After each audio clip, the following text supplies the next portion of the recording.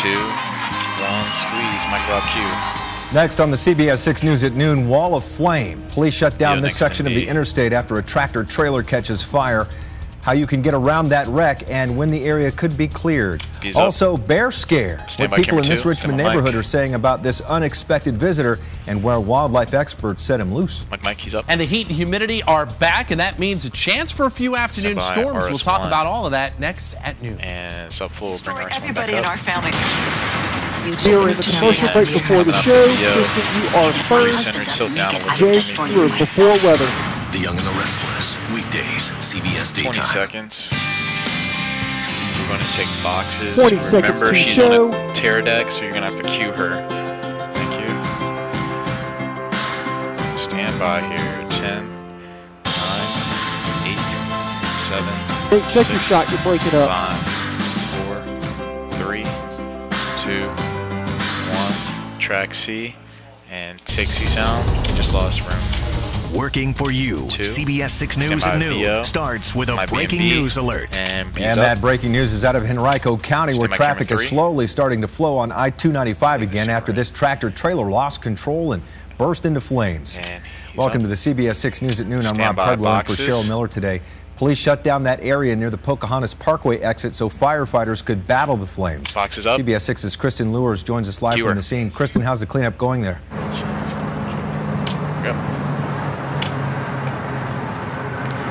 And that's exactly right, Rob. And right now, as we speak, Interstate 295, just before the Pocahontas Parkway exit, that's going to be 895. Crews are working to open up that center lane, so we have 2 lanes to travel. Now, fortunately, this isn't a heavy traveled area this time of the day, so backups are minimal. About a mile delay is in place right now. You can stick with using Interstate 95 as an alternate if you'd like.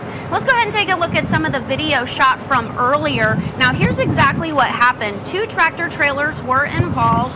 We had a flatbed truck that was carrying sand, another box tractor trailer that was carrying water bottles. It rear-ended the one tractor trailer and they collided just as the flatbed truck was trying to make a turn onto the gravel road heading towards the construction site there.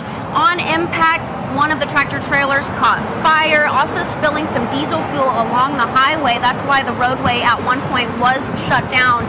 All travel lanes were closed. Now, also, on impact with the diesel fuel spill, it has been contained, but hazmat was called to the scene. So that's why right now travel lanes are still shut down, the center and right lane as well as the right shoulder at this time. Now, if there's any good news in all of this, fortunately, there were no injuries that were reported. And back out live, we can go ahead and show you that that center lane is just about reopened, and that's allowing all of the cars and the backup right now to alleviate with all of this shoulder work. Now, Rob, let's hope that they can reopen everything here just before that rush hour commute. And I was told by VDOT crews that they're hoping to reopen everything in the next 2 to 3 hours. This crash, of course, is still under investigation.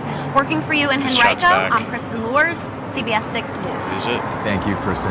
We have a crime alert out of Chesterfield where police are releasing new surveillance photos of a suspect accused of holding up a bank. Take a look. Investigators say that the man you see here robbed the Wells Fargo Bank in the 9600 block of Amberdale Drive Saturday. According to police, the suspect walked into that bank, pulled a gun on the teller, and demanded money. He ran off with that bag of cash there. If you recognize the suspect, call Chesterfield Police.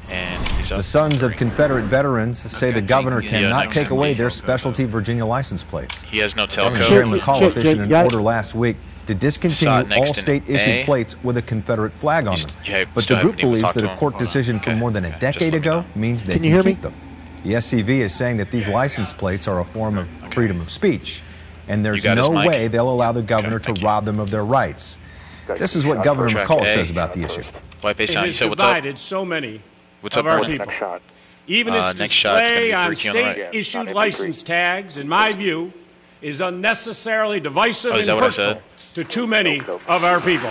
Mike Rupke. The group is calling the governor's actions an orchestrated witch hunt. We're still waiting on a response from the governor's office. Developing now, a survey of South Carolina lawmakers shows that there is enough support to remove the Confederate flag from their state house grounds if all supporters cast a vote. At least 33 senators and 83 House members say the flag should go, and they'll vote on removing it next week. Now, this push to remove the Confederate flag comes after 9 people were shot and killed in a Charleston church, with the shooter a supporter of the Confederate flag. And he's up. Happening now, the FBI and ATF are investigating a string of arson at several black churches. 6 churches in Tennessee, Georgia, Ohio, Mississippi, and the Carolinas have all caught fire. And investigators think at least 3 of them are arson. None of the fires appear to be related. But of course, they all come after police say Dylan Roof opened fire inside that Charleston church nearly 2 weeks ago, killing 9 people. Track B and take B sound. A lot of laughter, but some scares too. That's the reaction in an East End neighborhood when that bear was seen wandering around late last night. What's up? Well, we can tell you the bear is now out of Richmond, let go into the wild, but for one wild night, the people in Richmond's Mosby Court had a bit of excitement. CBS 6 reporter Jake Burns joins us live from the Department of Game and Inland Fisheries. And Jake, what in the world was a black bear doing so deep into the city? Well, Rob, the experts think they were actually just looking for a quick meal here in the middle of downtown RVA. It's going to go to B, track B, and take B sound. Searching for 3 hours in Richmond's Mosby Court, less than a mile from downtown. Please go inside. This package runs biologists and police, the IQ is for armed release. with a tranquilizer rifle. Coming Look back out for to a rim visitor. 2. No one expected. Brandon, Darnum? Yeah, you just did about 3 or 4 minutes ago. It's weird, y'all. The bear Mosby. This bear know he hit, man. 1 minute. This nearly 200-pound juvenile black bear is slowly sedated in a side alley directly next to someone's apartment. Yeah, it takes a few minutes to take effect. Once it was safe, wildlife experts move in to get the bear out of the alley. 2, 3. They examine him to make sure he's healthy. It's very likely the bear wandered up the winding river systems of southeast Virginia, where there's a vibrant and healthy bear population. But this time of year, 30 seconds. Young males are dispersing. Mothers kicked them out. They have to go find their own home range. A lot of times, there's no good home range out in the country, so these bears end up coming into urban out there, cities. Experts say this adolescent very likely smelled trash cans and dumpsters and thought a quick meal was waiting on him. And evaluate him in the morning, make sure he's alert, make sure he's on all 4 legs. We're told that evaluation went well, and the Mosby bear is doing just fine. Crews have already taken him to a remote area of Virginia for release. And he's up on. Now, this time of year, the number of bear sightings usually increases. In fact, we've had now 4 of them reported to us in this past month or so. And with that in mind, we spoke with a wildlife expert about what you and your family need to know and how you can keep bears away from your home. You and your neighbors can all get together and make sure that your trash is either kept in your garage until the morning of pickup, take down your bird feeders. That bear's going to move on, and there's really not going to be any need to call us unless you do take these steps of prevention and the bear does remain. The best advice experts say is if you see a bear, stay inside, leave it alone, and it will more than likely move on. Rob? And you're Sounds 5. like really good advice, Jake. Thank you for your move. Leave it alone. All right, thanks. Well, the weather has been a little more bearable for us. The humidity, unfortunately, making a comeback, though, Mike. Well put, Rob. It has been beautiful the last couple of days, but yeah, the heat and humidity are back, and they're here to stay for a while. As you might imagine, tomorrow being the 1st of July, there's also the chance that we may see a few storms popping up this afternoon. It's 86 in Richmond right now, 87 in Petersburg, already up to 90 in Williamsburg. You throw in the effect of the increasing humidity. I hate to say it, but the heat index is back, feeling like 94 in Petersburg, 98 Williamsburg, approaching 90 in Metro Richmond as well. And those numbers will head for the mid-90s this afternoon. A few showers popping up around Charlottesville. We have a little trough that is developing east of the mountains and ahead of this nearly stationary front that's across the Ohio Valley. And again, some storms are likely to fire up along this line. We are under a slight risk. We've actually been upgraded to the 2nd category here for this afternoon into the evening. The potential for some severe weather. Storms would likely be isolated to widely scattered, but could produce some damaging winds and hail, and there's even the chance for an isolated tornado. So we'll be monitoring this very, very closely through the afternoon. Temperatures in the low 90s. Rain chances increase after about 3 o'clock. We'll talk more about the storm chances for today. Look all the way ahead to the 4th of July weekend in a few moments. Rob? All right, thanks a lot, Mike. Henrico police are conducting an internal review after an officer shot and killed a family's dog during a call. A's up. An officer stopped to check on a disabled car on Creighton Road. and that's when a dog started running toward him. The officer says he stuck his leg out to stop the dog, and the animal bit his pants. That's when he opened fire. The McFadden family, who owned the dog, named Tyson, said he had to be put to sleep after being shot 3 times. They think the officer went too far. Might be sound. Heads up, we got a breaking news story just before the tease. The story's already written. The script is in. It's going to be a scan-do photo. If he was going to continue to advance on him, and he never gave it that chance. And I believe right now if the officer had given it that chance, I would be visiting my dog right now in the ER. Mike Rupke. Henrico police will not confirm how many times the dog was shot because of the ongoing review.